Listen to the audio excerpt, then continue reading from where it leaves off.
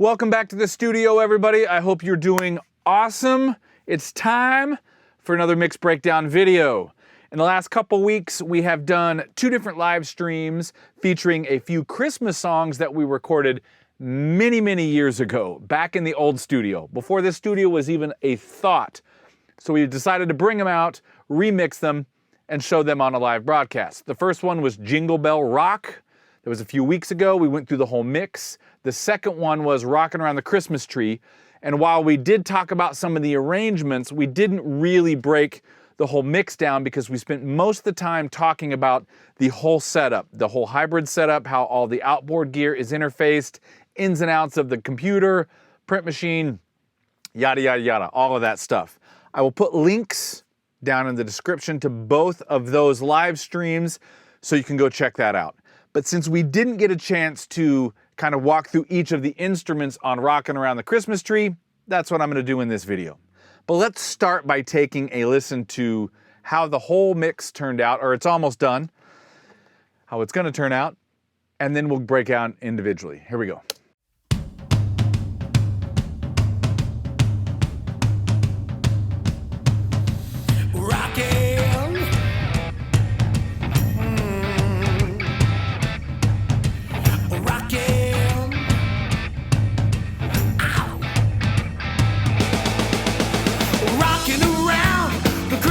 Tree at the Christmas party hop. Mistletoe hung where you can see every couple tries to stop. Rocking around the Christmas tree, let the Christmas spirit ring. Later we'll have some pumpkin pie and we'll do some caroling. You will get the sentimental feeling when you hear singing, let's be jolly. Deck the halls with boughs of holly. Rocking around the Christmas tree, have a happy holiday. Everyone's dancing merrily in a new old-fashioned way. Come on.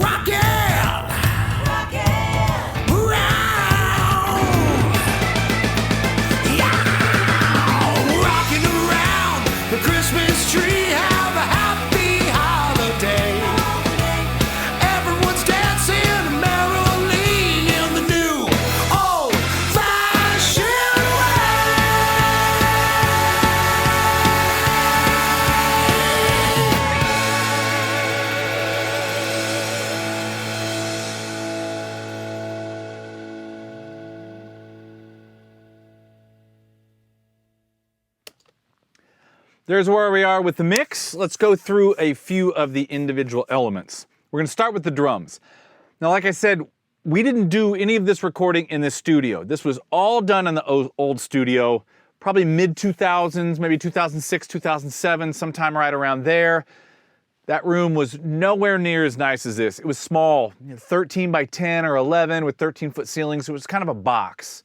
So I want to break down the drums first because they were the most challenging to do. So what I want to do is play you just the raw drum sounds. I'm going to turn everything off that is happening to the drums so we can just hear that.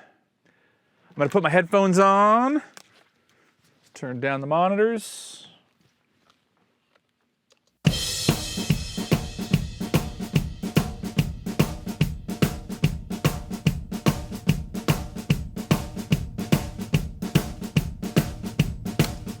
Here's the toms.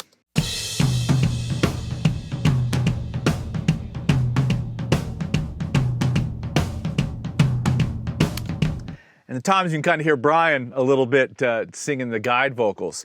So you can hear that it's not in a room that has any real space to it. The kick drum is a little clicky and kind of nasally. I don't remember all the mics we used at that time. I think that kick was probably an MXL A55. And that recording is probably not the fault of the microphone either. I know that was my Pearl drum set. The snare was probably an SM57. Toms were probably MXL cubes, which I liked quite much for that. Don't remember the rooms or the overheads or anything else. But you know, at that point it was just get the cleanest sounding drum sound we can, because that's all we were trying to do. We weren't really designing at that point.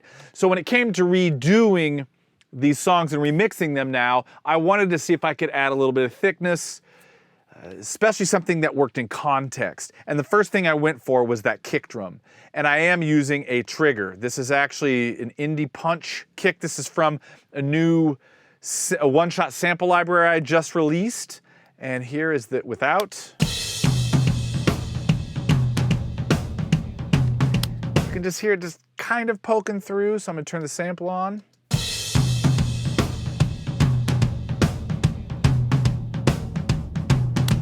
We're getting a little bit of size there, so let me just solo that up. So here's kick again.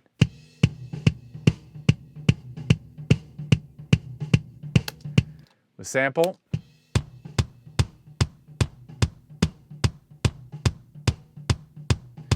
The second thing I did was I went to the snare drum. Let's just listen to that on its own. We go to the verse.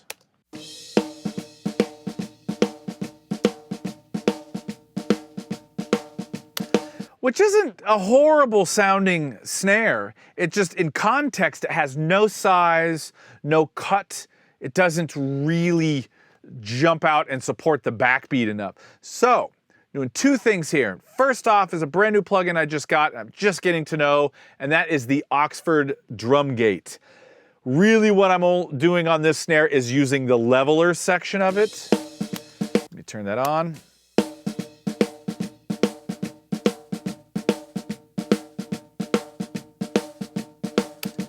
This plugin is fantastic. It's like a magician.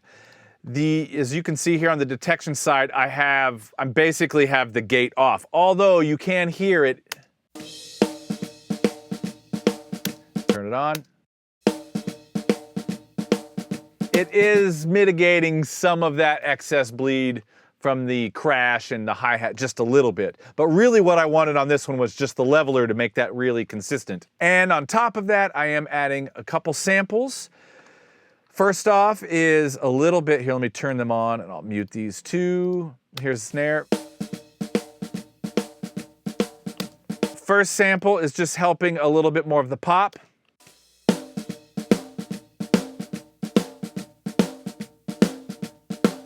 You can hear a little bit of body in that one, but the second one, this is the one that I'm actually using for body. And that is actually, this first one is the snare from that Indie Punch library, and I'm detuning it. And I have the blend about 61%. So it's leaning more towards the samples, but I'm not cutting out the actual snare sound because it wasn't a bad snare sound. It just didn't have enough life to it, really, once context was in. So let's hear our drums all in again with those two additions.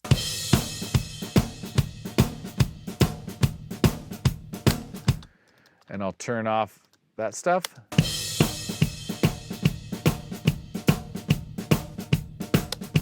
On.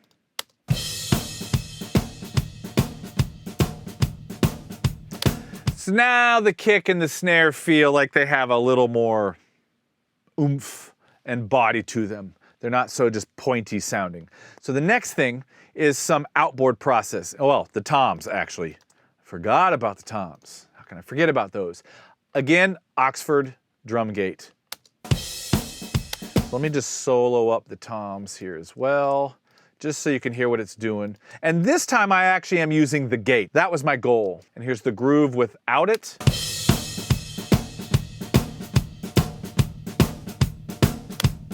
With it.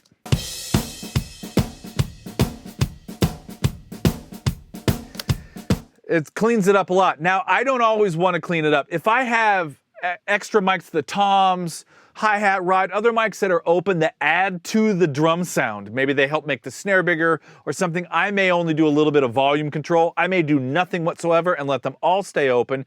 But in this case, the excess tom ring didn't help our drum sound at all. So I wanted to clean it up and get it out of there. And I thought that was perfect for this drum sound we have here. And that's it for in the box.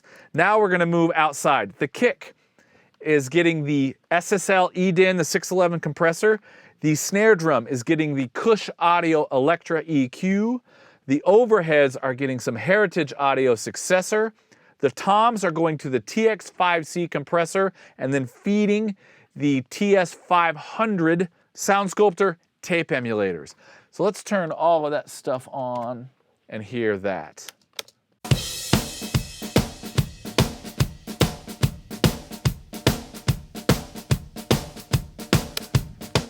Off.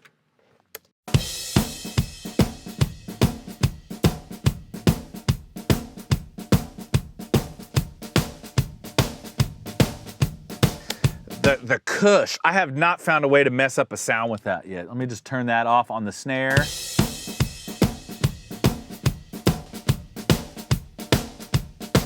It's like when you set it to a frequency and start boosting, it just finds the goodness in there and just pulls it out. So our sound is starting to have a little bit of punch and it's starting to get a little bit more full. Next up is the drum bus, which is a Rupert Neve 551 feeding a Rupert Neve 535 and ultimately going over to the DIY RE with a pair of Royal Blues in it. So I'm going to turn these on one at a time on this verse. So here is the nothing, EQ, compressor, Royal Blue. So it is, I'm adding a tiny bit of gain, but each of those pieces of gear adds a little bit. I'm adding a little top and bottom from the Neve. Although the mid-band on it is great, I decided I didn't need it here. But I'm just adding a little bit. Then the 535 adds a little weight, kind of focuses, it makes it feel confident, and then I'm rounding it out and adding a tiny bit of girth with the Royal Blues, but each just doing a little bit. For effects, I'm doing two things on the drums. I'm sending to the big one, which is one of my favorites, is the MIDI verb. I'll turn that on. On.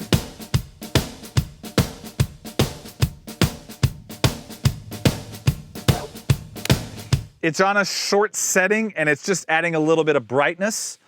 Then the snare is getting a little of the M3000.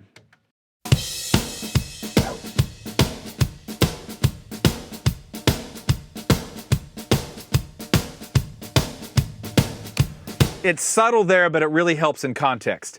Now that's all the close mics. The final sound that I tried to round this drum sound off with were the rooms. And we didn't have good rooms to work with because the room itself, not a great sounding room. I don't even remember what room mics we had, but here is just the room sound.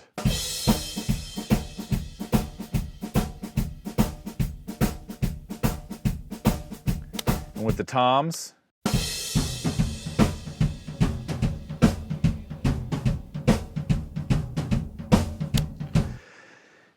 you can hear it's small. There's not any real life to it. I am EQing out some, low mid-range, just where it's maybe a little bit boxy or boomy. To make them have a bit more character, I'm sending them over to a pair of Trident high-lows, which are fantastic high-cut and low-cut filters.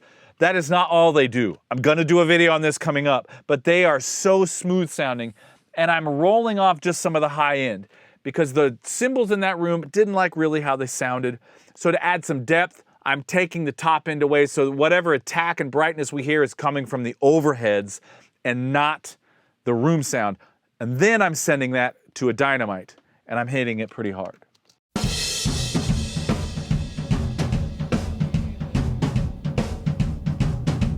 Without. Let's go to that verse groove. Start without.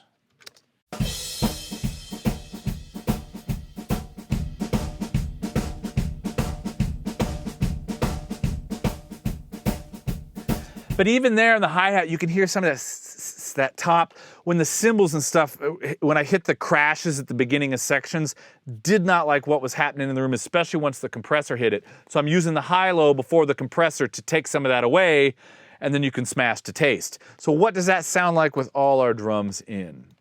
So I'll keep the dynamite high-low off. Here's our drum sound with just the natural room.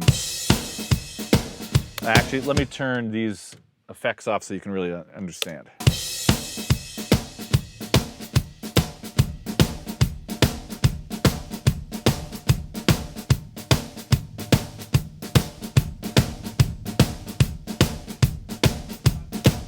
So obviously the room doesn't sound like, you know, Studio A at East West or something, and I'm not trying to make it sound bigger. What I'm trying to do is add depth to the overall sound, and I felt like that was a good use for those rooms with that signal chain, was just to add some thickness and make it, give them, even though it's on the dark side, give them a sense of a room overall, and then I can set all the other instruments on top of that. And then you turn the effects back on.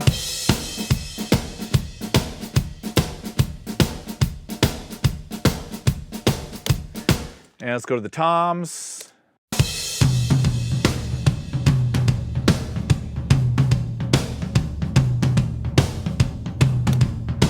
And that's our drum sound. And I'm really happy with how that's turned out. So next up, let's keep on our rhythm section thing here and go to the bass. So we have one track of bass. Let me open that up right here. But I split it onto two channels so it can come out to the console on 13 and 14, and I'm treating each of them differently. Let's just take a listen to the actual sound here.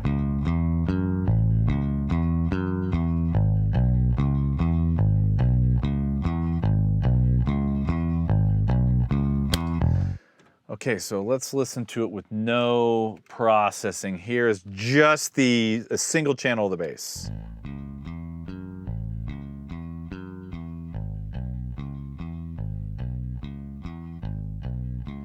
It's not a bad sounding bass, and it's minnow, so it's rock solid. So my first channel, and this is a common setup for me, goes to the Revive modded WA76, and that feeds my middle TS500 Sound Sculptor tape emulator. I love those tape emulators on anything that has low end because they can add more and make your bottom feel bigger, especially adding some sub presence without actually EQing or sound like you're EQing. The compressor, not slamming it, just tickling just a little bit to help even it out. And I find when I do that and then send to the Sound Sculptor, I get a nice consistent bottom out of that for the whole song. So here's what that sounds like.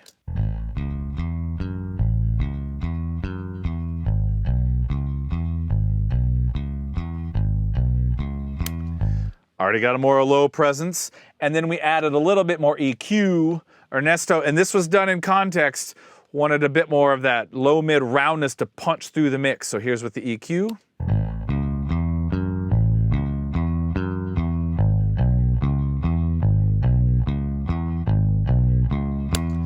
And that's track one of the bass. Let's listen to the second one. So it's the same signal, so I won't play the dry sound, but this is getting sent to channel 3 of the Dynamites with a slower release. And what I was going for here was to clamp down on it a little more consistently so it stayed there and then just blend that into the overall sound. So here's what it sounds like, and it's also getting a little bit of EQ. So here is, I'll leave the EQ on because it's the same EQ.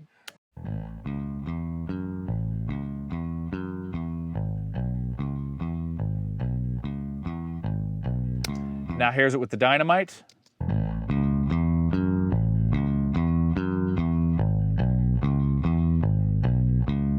There's that. Now let's hear those two together. Bring in some drums.